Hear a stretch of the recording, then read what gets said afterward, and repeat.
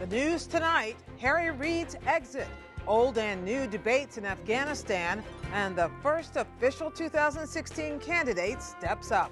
We'll cover it all tonight on Washington Week. We've got to be more concerned about the country, the Senate, the state of Nevada, than us. And as a result of that, I'm not going to run for re-election. Harry Reid's announcement that he is quitting the Senate sets off a scramble for both his Nevada seat and for the top Democratic post in the Senate. The fallout. Two ways of looking at Afghanistan. We want to make sure that we're doing everything we can to help Afghan security forces succeed so we don't have to go back. As its president pleads for the U.S. to stay just a little longer, and Bowe Bergdahl, once hailed as an American hero, is instead branded a traitor. Sergeant Bergdahl is charged under the Uniform Code of Military Justice with one count of Article 85, desertion with intent to shirk important or hazardous duty. Plus, I believe in you. I believe in the power of millions of courageous conservatives rising up to reignite the promise of America.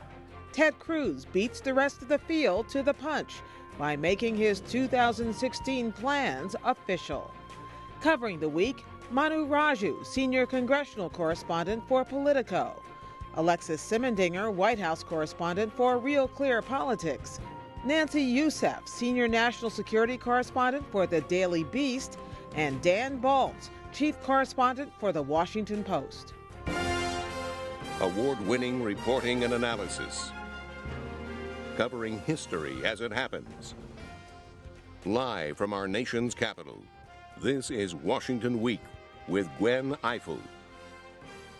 Once again, live from Washington, moderator Gwen Ifill. Good evening. For us, Friday surprises are the best surprises. So by that measure, Senate Minority Leader Harry Reid won the day, announcing today he will leave the Senate when his term ends in 2016. The 75-year-old Reid, who suffered a grievous injury to his face and eye earlier this year in an exercising accident, said his forced recovery gave him time to think. But he insists that is not why he is stepping down. He posted this video online. These bruises I have on my face, on my eye, are an inconvenience, but trust me, they're nothing compared to some of the bruises I got when I was fighting in the ring. Yes, Reid was once a boxer, something which surprises no one who has run against him, negotiated with him, or covered him. Manu Raju is one of the latter. What do we know tonight about why he really stepped down? You know, he was facing a very difficult re-election next year. There's a very good chance he could have won, but he would have to fight very aggressively to keep his seat. Doesn't he fight all the time? He does fight all the time, but he just didn't have it in him. He decided really late last year that this probably was not the race that he wanted to take, even before his exercise accident. During that time when he was recovering, he really realized that it was probably time to hang it up. I mean, this is a guy who came to Congress in 1983, has really risen in the ranks, and has done what few thought he could do in maintain his leadership position for such a long time, for a decade as a Senate Democratic leader. But on top of that, he has faced increasing amounts of dissension within the Senate Democratic ranks. What we saw at the end of last year, after the midterm elections, in which the Democrats, of course, lost control of the Senate, a handful of these Democratic moderates did not want him to return as Democratic leader. They actually openly voted against him, and they announced it, even though he ran unopposed. So the viewpoint internally was that Reid, for the first time, was vulnerable. And I think he recognized that, too, that his hold within the caucus was starting to loosen a bit. He would have to fight increasingly hard, not just to win re-election, but to also to stay as Democratic leader, and that was enough for him to decide, maybe I just don't have it in me right now. Here's the interesting thing about Harry Reid. For people who don't watch him very closely, he's a cluster of contradictions. He's a tough guy. He's known as a master of the Senate, as it were. He has got got incredible loyalty among most of his ranks, and yet he also has a reputation for being kind of rude and brusque. Yeah, he's a really, really colorful character, even if he comes across as a pretty bland guy because of his style. He's very shrewd and calculating. He doesn't seek the limelight the way his other folks do, and he is such an insider. He knows how to work the institution and pull the levers of the institution to get what he wants, and which is so critical when you operate a place like the Senate, with the process is very arcane, and you need to really be an insider and an operative to get stuff done, and that's what he's been doing effectively for a very long time. What do you think his legacy will be? You know, I think as a Democratic leader, he was certainly ushering through the health care law during Christmas Eve in 2009. That was really a hardball move. I mean, this was done almost exclusively by Democratic votes, of course, and it was negotiated in Harry Reid's office. He spent weeks and weeks negotiating this. He jammed this through on Christmas Eve on a party line vote, and that was a huge, of course, momentous change, and Barack Obama would not have gotten that law if it were not for Harry Reid. And I'd also say the other huge thing he did was invoking the so-called nuclear option, which was in 2013, the effort to gut filibuster rules on presidential nominees. Now, that is significant because no other leader has done that before, and that can be used to further weaken the filibuster, which could presumably alter the institution for years and years to come. That will certainly outlast Harry Reid's time in office. What do we know about his likely successor? Chuck Schumer is almost certainly the guy who is going to run the Senate Democratic caucus. He and Harry Reid had a private meeting last night, Thursday night, where they discussed the possibility, or discussed that Reid was retiring. Reid said he was going to back Chuck Schumer to be his successor. Chuck Schumer is a New York Democrat, the number 3 in the caucus right now, and that essentially leapfrogs the number 2 man in the caucus, Dick Durbin, the Senate Minority Whip. But in the eyes of a lot of Democrats, Schumer had already supplanted Durbin as the de facto number 2, just by virtue of his political skills, his tactician-like mind, and that helped get him to the place where he is. Schumer spent all day Friday on the phones locking down support, and he does have the support, according to his office, to become the next Democratic leader. So why do Republicans sound cheered that the Nevada seat may look more vulnerable for Democrats? Because you can never count Harry Reid out. Even as lousy as his approval ratings are, somehow Harry Reid finds a way to survive. And that's probably one of the things that the Republicans are kind of happy about, that this is actually an open seat. Now, there are several people who could run on the Republican side. The Republicans hope that the Republican governor out there, Brian Sandoval, mounts a run, but it's very unlikely that he does. There are other candidates who could come up as well, including the state Republican leader, Steve Roberson, who's mentioned as a possible candidate.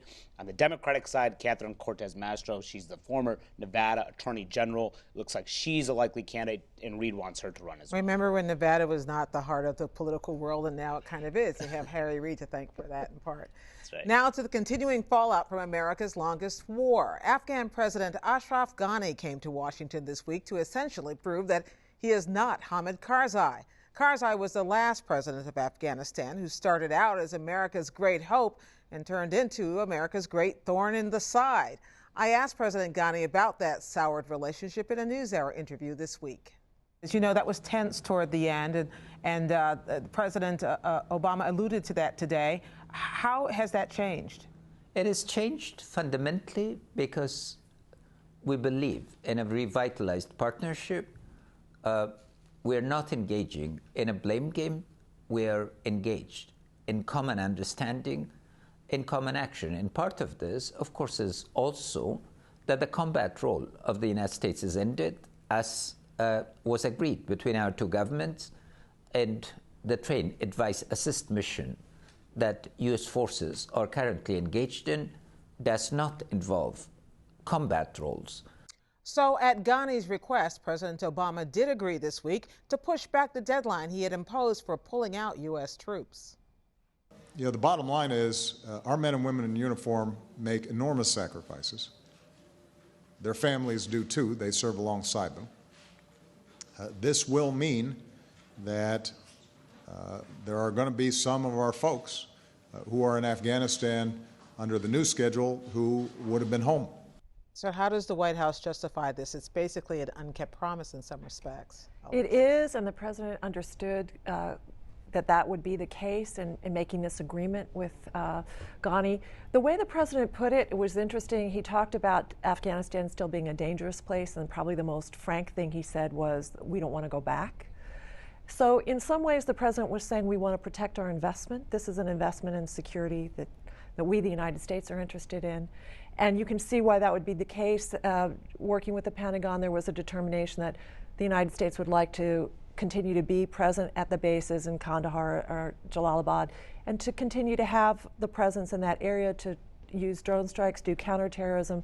And then you can see in Ghani's presentation that the concern he has is about the Islamic State, and made no bones about warning members of Congress about that, talking to the administration about that. So this is an agreement the president talks about as maintaining a level of troops, nearly 10,000. But the president continued to say, this doesn't deter us from the timetable that I had set originally for basically winding down to 1,000 troops. That would include special operations and intelligence by the end of 2016, by the time he gets ready to leave. So one of the things that was most striking is that these two men really seem to get along. They really seem to click, and the anti-Karzai presentation that President Ghani presented seemed to go over well in Capitol Hill, and it certainly seemed to go over well with the administration. I'm curious then, how much did that relationship factor into the president's decision? Well, the president, as we know, was beyond frustrated with Hamid Karzai because he was so mercurial, and that's a nice word for it, uneven in his unreliable. And the word continually used this week was partnership, that this is a partnership between Afghanistan and a desire to build, even on diplomatic and international, financial, economic, develop a role. And that was just not something that the administration talked about. The other thing about President Ghani that is interesting is he very much seemed to know the West. He sort of talks the talk, the colloquial. He went to Columbia. He's an anthropologist. He lived in the United States. He went to Columbia, shares that with the president. They communed over the fact that the president's mother was an anthropologist, and they really seem to, he seems to have the knack, the politician's knack of bonding over a common cause. One of the other things that President Ghani said that seemed to go over well, certainly made headlines, is that he thanked the American taxpayers. That's the way he put it. We in Afghanistan want to thank the American taxpayers. And he talked about the sacrifice that the United States has made. Very politic. And thank the soldiers. Yes. It is interesting, the president came in as an anti-war candidate, but here he's limiting the drawdown, and of course we're at war with ISIL. I'm wondering, to what extent do you think the president factored in his legacy in making this decision? It's been such a painful thing to see President Obama tackle what's happening in Iraq, and that idea of we don't want to go back is an echo of the we had to go back in Iraq. So the president is really wrestling with this idea that he wanted to end these wars, and he continues to talk about that. But the administration, actually, in terms of its briefings to reporters, it's talking about this maintenance as short-term, and those decisions are down the road. So that leaves the door open to maybe actually handing this off to his successor. Well, there was additional, and for the White House, unexpected residual fallout from the war in Afghanistan this week. In the space of only 9 months, former Taliban captive Bowe Bergdahl, once hailed as an honorable hero after the U.S. traded 5 Guantanamo detainees for his release, has become a pariah, charged this week with desertion. Next up, a military court-martial. Questions about how he came to be captured were raised almost immediately after his release last year, but it took until now for them to gain the weight of official condemnation. So what happened between then and now, Nancy? I was in Afghanistan when Bowe Bergdahl first disappeared in the summer of 2009, and even then there were sort of quiet whispers that he had maybe walked off base, maybe had been a deserter, but people were very hesitant to say that publicly because he was missing and people didn't know the circumstances for sure. And then over time, time, members of his platoon started to come out. And by the time that the trade happened, the 5 Guantanamo detainees for his release in 2014, he was being heralded as a hero, and there was real frustration amongst those who served alongside of him, those who risked their lives trying to find him. And the Rose Garden ceremony, in which the president was flanked by his parents and he was celebrated as a hero. A month later, Susan Rice came out and said that he served with honor and distinction. I think really was sort of the final tipping point in leading to this backlash of people saying that this is not someone who should be heralded as a hero. The U.S. Fought for him to come back because the military motto is we don't leave a soldier behind, but that doesn't make him a hero. Why did the White House get as far out in the direction they did when he was released? And what have they, I mean, what's been the reaction within the White House since then as they've watched this thing unfold and, in a sense, unravel from where it was? My own sense is that there was an underestimation of how angry people were in the military with the circumstance that led to his disappearance. Because remember, for 5 years, everybody would go on patrol in eastern Pakistan on that border, were ordered to go and look for Bowe Bergdahl. People risked their lives. There are conflicting reports about whether people lost their lives. There are some family members who think that their loved one was killed in the search for Bowe Bergdahl. And at the time, remember, the narrative was that the U.S. is leaving Afghanistan, that we're winding down. And I think there was an understanding in the White House, this is a victory because we've brought everybody home. And it's interesting that we have the news of the extension of the troops this week and this, because here were 2 instances in which the narrative of the war was challenged. In the case of the Drawdown, that the war was going to be over, and in the case of Bowe Bergdahl, that he was a hero. So it was interesting to see our understanding of Afghanistan, in a sense, change so dramatically in the span of 48 hours. So what do we know about the charges that he may face, and could he actually face jail time? Yeah, it's a great question. Right now, the charge of desertion carries a 5-year sentence, but the more interesting charge is misbehaving before the enemy, which actually carries a life sentence. The climate inside the Pentagon that I'm seeing is one that is not looking to put him in jail. Remember, he served, in a sense, 5 years in captivity, but that there had to be a sense of accountability. So it seems that the expectation is that there'll be a negotiation down, something that there's not jail time, but that he had to be, in a sense, held accountable, as much for him as sort of the expectation within the military community. Nancy, what has been the reaction? You've already hinted that there was certainly an upswell of counter-thinking from inside the military about really what had happened to him. What's the reaction now that the charges have been at least laid out in the report?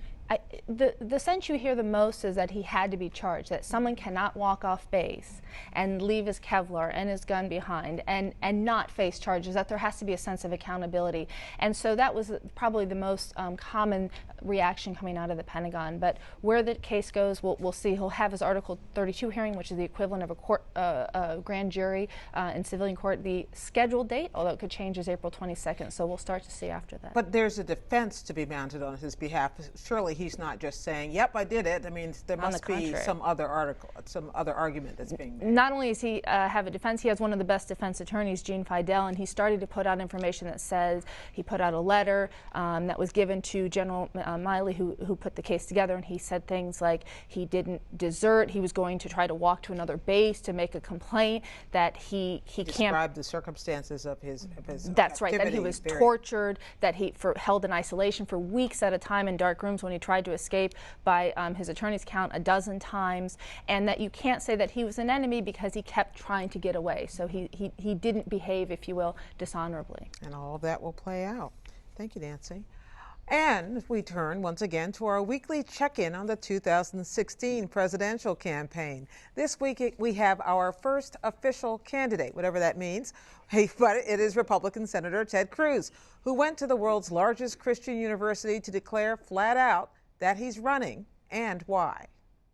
Instead of the joblessness, instead of the millions forced into part-time work, instead of the millions who've lost their health insurance, lost their doctors, have faced skyrocketing health insurance premiums. Imagine in 2017, a new president signing legislation repealing every word of Obamacare. But before he gets to run against an actual Democrat, Cruz has first to face down more than a few Republicans. So how is that shaking out, Dan? Well, I talked to one of his folks today, and they said, well, at this point, he's the only candidate, so he's kind of got a clear field ahead of him. As if. So for another couple of weeks, he's the only one. Seriously, You know, there is no Republican in this field who has more excited the Republican conservative base over the last couple of years than Ted Cruz. I mean, when he goes before an audience, he speaks their language and they respond. At the same time, there isn't a Republican in the Senate who has so irritated Democrats and Republicans. And in a sense, that is the totality of Ted Cruz and his candidacy. I mean, he is running as the pure essence of conservatism. He does not buy the argument that you can be too conservative and become president of the United States. And he has long argued that the Republicans lost in 2008 and 2012, not because their nominees were too conservative, but because they weren't authentically conservative, and he's going to put that proposition to the test. Aren't there several guys kind of stake out that very same ground? Oh yeah, he's going to have a lot of competition. I mean, normally we think of this race, you describe it in, you know, in brackets or buckets or lanes or whatever, but there's an establishment battle to who becomes the establishment favorite, and then there is kind of the insurgent side, it's the conservative side. He's got a lot of competition on this side. I mean, obviously for him, the path begins in Iowa. The Iowa caucuses typically favor somebody conservative, but he will face Mike Huckabee, the former governor of Arkansas, who won the caucuses in 2008, probably Rick Santorum, who won the caucuses in 2012, the former senator from Massachusetts. Ben Carson is a factor in this race, the neurosurgeon who's a novice politically but has lit up conservative audiences almost to the extent that Ted Cruz has.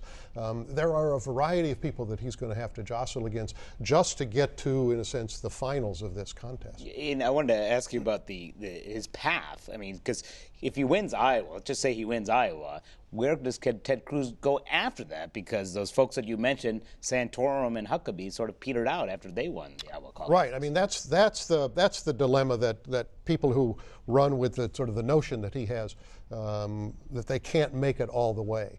Now, his view obviously is Iowa. New Hampshire is not necessarily going to be that great for him, probably, but then South Carolina might be. And if he can by then consolidate that conservative portion of the electorate, he is betting, and part of what he did in his speech when he announced his candidacy was essentially to say there are millions and millions of religious and social conservatives who've stayed on the sidelines. They have not been energized by the people that we've put up. If he can tap into that group, if he can in fact bring out an army of those voters who have stayed on the sidelines, then he thinks he has the opportunity to do that. Dan, you mentioned that we have a couple weeks and then we're going to see some more. Ted Cruz is the first to get in officially. Can you explain who's coming next and what is the thinking about waiting, which I guess it seems like it's in a rush now, but it's actually kind of late, actually. It is later than we have seen in previous campaigns for an interesting reason, which I'll get to in a minute. We assume that the next candidate in is Senator Rand Paul of Kentucky. He's supposed to do it around April 7th. Marco Rubio will probably be in soon after that. We don't know on the Democratic side when Secretary Clinton is going to put some stamp on herself as a candidate, but we think that will be relatively early in April. Jeb Bush seems to be in no hurry. He seems to be on his own timetable. He's doing things his own way. Scott Walker, I mean, all of these people are out there active, but Scott Walker's timetable is a little later. But we're going to see more and more people get in now. The reason they have waited is the power of super PACs. Super PACs in this election play a more significant role than they have ever played. The rules on super PACs make it very difficult for a candidate to really begin to really court super PAC donors once they are an official candidate. And so they're doing it now. Okay. Well, we're going to be watching that money again. Thanks you, everybody. We have to go for now, but as always, the conversation will continue online. That's on the Washington Week Webcast Extra, where we'll talk, among other things, about whatever happened to the Loretta Lynch nomination. That's you, Monty. You can find it later tonight and all week long at pbs.org/Washington Week. Keep up with developments with me and Judy Woodruff on the PBS NewsHour, and we'll see you here next week on Washington Week. Good night.